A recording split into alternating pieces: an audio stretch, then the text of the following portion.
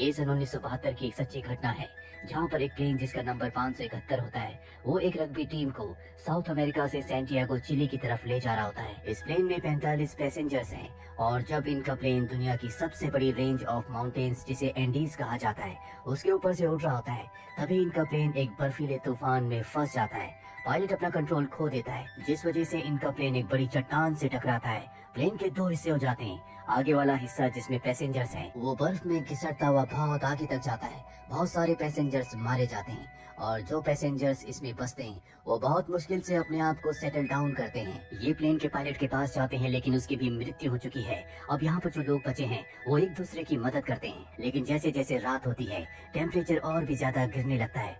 ठंड इतनी ज्यादा होती है कि ये बर्दाश्त नहीं कर पा रहे होते और प्लेन का वो हिस्सा जो अब भी खुला हुआ है वहाँ से बर्फीली हवाएं अंदर आ रही होती है। कुछ लोग बहुत ज्यादा डरे हुए होते हैं क्योंकि उन्हें लगता है कि अब वो बच नहीं पाएंगे। बाकी लोग उन्हें समझाते हैं, जिसके बाद ये प्लेन के उस हिस्से को जो खुला हुआ है उसे सामान से और डेड बॉडीज से बंद कर देते हैं। अगली सुबह जब इनकी नींद खुलती है तो ये देखते हैं कि तूफान थम चुका है, लेकिन अब कुछ और लोग मारे जा चुके हैं। ये सब बाहर आते हैं। बाहर अब इतनी ठंड नहीं है क्योंकि धूप निकल चुकी है, लेकिन इन्हें जल्दी यहाँ से निकलना होगा क्योंकि इस जगह पर ये ज्यादा वक्त तक सरवाइव नहीं कर सकते। अब इनके पास खाने का जितना भी सामान होता है ये उस सामान को इकट्ठा करते हैं, जिसके बाद सबको खाने के लिए कुछ न कुछ दिया जाएगा। इन सबको पता है कि अब तक गवर्नमेंट को पता चल चुका होगा कि इनका प्लेन क्रैश हो चुका है और जल्दी इनके लिए यहाँ पर मदद आएगी, इसीलिए सबके सब यहाँ पर मदद का इंतजार कर रहे होते हैं। साथ ही जिस जगह इनका प्लेन क्रैश हुआ होता है ये एक वैली होती है, चारों तरफ चट्टाने हैं, जिस वजह से यहाँ से निकलना इतना आसान नहीं होगा। तभी इन्हें आसमान में एक प्लेन दिखता है जिसे देखकर ये बहुत खुश हो जाते हैं क्योंकि ये प्लेन इन्हें यहाँ पर ढूंढने के लिए आया है। लेकिन ये जिस जगह पर है वो प्लेन यहाँ से बहुत दूर है, वो इतनी दूर से इन्हें नहीं देख सकते। हालांकि सबके सब चिल्ला रहे होते हैं, लेकिन प्लेन इनकी आंखों के सामने से वहाँ से निकल जाता है। अब इन्हें यहीं पर किसी न किसी तरह से सरवाइव करना होगा जब तक इनके लिए कोई मदद नहीं आती। 3 दिन गुजर जाते हैं, जिसके बाद एक लड़के जिसका नाम नैंडो है उसे होश आता है। होश आते ही वो अपनी बहन के पास जाता है जिसकी हालत बहुत ज्यादा खराब होती है। उसे अपनी बहन से पता चलता है कि उसके माता पिता की अब मृत्यु हो चुकी है, जिससे वो टूट जाता है। इन्हें यहाँ पर पीने के लिए पानी चाहिए, इसीलिए बर्फ को मेल्ट करते हैं। साथ ही बहुत बड़ा एक्स का साइन भी बना देते हैं ताकि ऊपर से अगर कोई प्लेन गुजरे तो उन्हें इस साइन को देखकर पता चल जाए कि बचे हुए सर्वाइवर इस जगह पर हैं। अब अगले दिन एक और प्लेन इन्हें ढूंढने के लिए आता है जो इनसे बहुत दूर होता है, जिसे देखकर ये बहुत खुश हो जाते हैं क्योंकि इन्होंने अपने बैग से एक्स का निशान बना दिया है। इन्हें लगता है कि प्लेन एक्स का निशान देख लेगा। साथ ही इनके पास जो मिरर होता है उस मिरर से ये सूरज की रोशनी को रिफ्लेक्ट करते हैं ताकि उसके रिफ्लेक्शन को प्लेन तक पहुंचा सके और पायलट को पता चल जाए कि ये सब यहाँ पर है। लेकिन इसका कोई फायदा नहीं होता। प्लेन एक बार फिर से वहाँ से वापस चला जाता है। ये समझ जाते हैं कि गवर्नमेंट को इनकी लोकेशन का पता ही नहीं है। अब प्लेन का जो दूसरा हिस्सा होता है जो चट्टान में टकराने की वजह से टूट गया था, ये तय करते हैं कि ये उस हिस्से तक पहुंचेंगे क्योंकि उसमें बैटरीज हैं और अगर ये बैटरीज यहाँ पर ले आए तो हो सकता है कि ये प्लेन के रेडियो से किसी से संपर्क कर सकें। और अब इनमें से कुछ लोग ऊपर की तरफ जाते हैं ताकि बैटरीज को लाया जा सके और जब ये ऊपर जाते हैं तो इन्हें पता चलता है कि जिस जगह इनका प्लेन है वो बहुत गहराई में है, इसीलिए रेस्क्यू टीम इन्हें नहीं देख सकती। अब जब ये ऊपर जाते हैं तो बर्फ खिसकने लगती है, इसीलिए सबको लौट कर वापस आना पड़ता है। अब इसी तरह से 7 दिन बीत जाते हैं। धीरे धीरे इनका खाना भी अब खत्म हो चुका है। ना तो यहाँ पर पेड़ पौधे हैं ना ही कोई जानवर, इसीलिए अब इन्हें खाने के लिए कुछ ना कुछ इंतजाम करना होगा। पत्थरों पर जो मॉस जमा होता है ये उसी को खाने की कोशिश करते हैं, लेकिन वो इतना बेस्वाद होता है कि ये उसे खा नहीं पाते। अब एक दिन नैंडो कहता है कि अगर मुझे अपने आप को बचाने के लिए अपने साथियों को भी खाना पड़े जिनकी मृत्यु हो चुकी है तो मैं वो भी करूंगा। इस बात से कुछ और लोग सहमत होते हैं, लेकिन कुछ लोग कहते हैं कि ये नैतिकता के विरुद्ध है, हम ऐसा नहीं कर सकते। और अब जैसे जैसे दिन बीतते हैं इनकी भूख बढ़ती चली जाती है। ये अपनी सिगरेट से यहाँ तक कि जूतों के लेसिस को भी खाना शुरू कर देते हैं। 3 हफ्ते बीत जाने के बाद सबकी हिम्मत टूट जाती है। नैंडो की बहन जिसकी हालत बहुत ज्यादा खराब थी उसकी भी मृत्यु हो जाती है। नैंडो ने इस एक्सीडेंट में अपने माता पिता और अपनी बहन को भी खो दिया और अब इन्हें अपने आप को बचाने के लिए कुछ न कुछ करना होगा।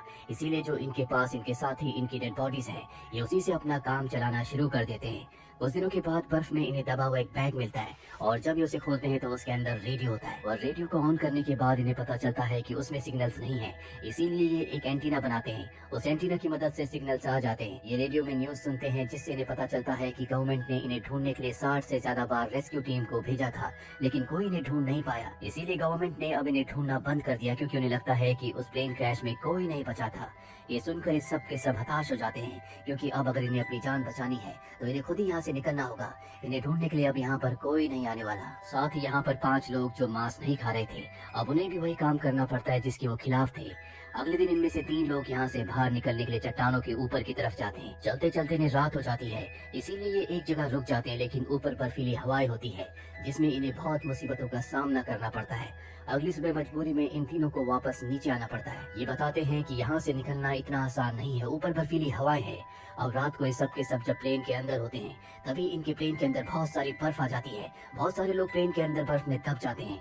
ये अपने साथियों को निकालते हैं, लेकिन प्लेन के अंदर बर्फ में एक लेडी की मृत्यु हो जाती है। अब इससे पहले कि अपने आप को संभाल पाते, तभी इन्हें अजीब सी आवाजें आती हैं। ये समझ जाते हैं कि बर्फ का तूफान इन तक पहुंच चुका है, और तभी बर्फ का तूफान इन्हें अपनी चपेट में ले लेता है। ये तूफान इतना खतरनाक होता है कि इसमें कुछ और लोगों की मृत्यु हो जाती है। ये सब देखकर एक लड़का जिसका नाम न्यूमा है, वो अपना कंट्रोल खो देता है। वो प्लेन की खिड़की पर जोर जोर से मारने लगता है। ये सब के सब यानी कि इनका पूरा का पूरा प्लेन अब बर्फ के नीचे दफन हो चुका है। न्यूमा की लगातार कोशिश की वजह से कांच का एक टुकड़ा उसके पैर के अंदर चला जाता है, लेकिन वो हिम्मत नहीं हारता। वो लगातार कोशिश करता ही चला जाता है, और कई घंटों की मेहनत के बाद वो बर्फ की सतह तक पहुंच जाता है, जिसके बाद अंदर जितने भी लोग होते हैं जो बच गए हैं, वो सब के सब बाहर आ जाते हैं। न्यूमा देखता है कि उसका पैर जहाँ से कांच से कटा था, अब वो पूरी तरह से जम चुका है। उसे वहाँ पर कोई दर्द नहीं हो रहा होता। अब इस सब के सब प्लेन के चारों तरफ की बर्फ को हटाकर उसे बाहर निकालते हैं। इनके एक साथी की हालत बहुत ज्यादा खराब हो जाती है। हालांकि ये उसे बचाने की कोशिश करते हैं, उसे सीपीआर देते हैं, लेकिन उसका कोई फायदा नहीं होता और उसकी मृत्यु हो जाती है। उसकी जेब में एक लेटर भी होता है जो उसने अपने पेरेंट्स के लिए लिखा था। ये उस लेटर को अपने पास रख लेते हैं। इन्हें पता है कि अगर इन्हें अपनी जान बचानी है तो इन्हें निकलने के लिए एक बार फिर से यहाँ से कोशिश करनी होगी। इसीलिए 36 दिन बीत जाने के बाद न्यूमा अपने कुछ साथियों के साथ यहाँ से ऊपर की तरफ बढ़ चलता है, लेकिन कुछ ही दूर जाने के बाद न्यूमा गिर जाता है, और जब उसके साथी उसके पैर के जख्म को देखते हैं तो उसकी हालत बहुत ज्यादा खराब होती है। वो तय करते हैं कि वो न्यूमा को नीचे ले जाएंगे। न्यूमा कहता है कि तुम आगे बढ़ जाओ, मैं अपने आप ही वापस चला जाऊंगा। अब न्यूमा के साथ ही आगे बढ़ जाते हैं। कई घंटों का सफर तय करने के बाद ये उस जगह पहुंच जाते हैं जहां पर प्लेन का पिछला हिस्सा है, जो चट्टान में टकराने की वजह से टूट गया था। उसे देखकर ये बहुत खुश हो जाते हैं। ये अपने बाकी साथियों को भी ऊपर बुला लेते हैं, और अब ये देखते हैं कि प्लेन के उस हिस्से में बहुत सारे कपड़े, साथ ही खाने का सामान भी है, और वो बैटरीज भी हैं जिनकी इन्हें तलाश थी, ताकि ये रेडियो को ऑन करके गवर्नमेंट को मैसेज भेज सके। लेकिन जब ये रेडियो को ऑन करने की कोशिश करते हैं तो इसका कोई फायदा नहीं होता, क्योंकि रेडियो खराब है। अब न्यूमा की हालत बहुत ज्यादा खराब हो जाती है, इसीलिए वो खाना बंद कर देता है, क्योंकि उसे पता है कि अब वो नहीं बचेगा, और वो खाना खाकर उसे वेस्ट नहीं करना चाहता। साथ ही इन्हें प्लेन के पिछले हिस्से में एक बहुत बड़ा वाटरप्रूफ कपड़ा मिलता है, जिससे ये अपने लिए एक स्लीपिंग बैग बनाते हैं। अब यहाँ पर ये अपने छोटे रेडियो में जो इन्हें पहले मिला था, उसमें न्यूज सुनते हैं कि एयरफोर्स एक बार फिर से इनके लिए एक रेस्क्यू टीम भेज रही है, और ये आखिरी बार होगा जब इन्हें कोई ढूंढने के लिए आएगा। इन्हें यहाँ पर 58 दिन हो चुके हैं। साथ ही न्यूमा, जिसकी हालत बहुत ज्यादा खराब है, वो अपनी जिंदगी की अब आखिरी सांसें ले रहा है। मरने से पहले वो अपने साथियों को कहता है कि मेरे मरने के बाद तुम मुझे अपना खाना बना लेना, इस तरह से मैं अमर हो जाऊंगा।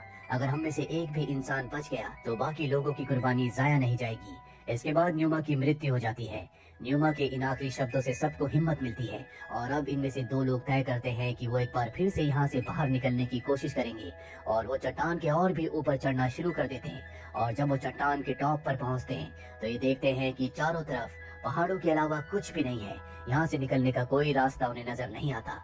उन्हें लगता है कि उन्हें वापस चले जाना चाहिए, लेकिन इन्हें पता है कि वापस जाने के बाद भी ये जिंदा नहीं बच सकते।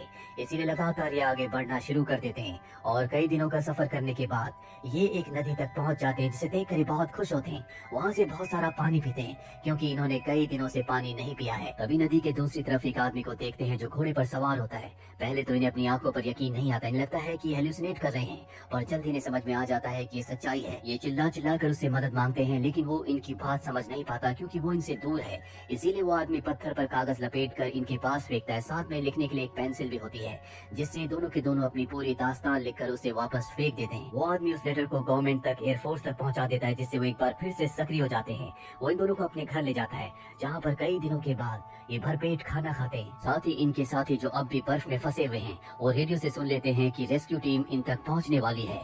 इसीलिए अब ये अपने आप को तैयार करते हैं और जल्दी तभी इनके सामने एक हेलीकॉप्टर आता है जो इन्हें बचाकर वहाँ से निकाल कर शहर ले आता है, जहाँ पर इन सब के परिवार वाले इनका इंतजार कर रहे होते हैं।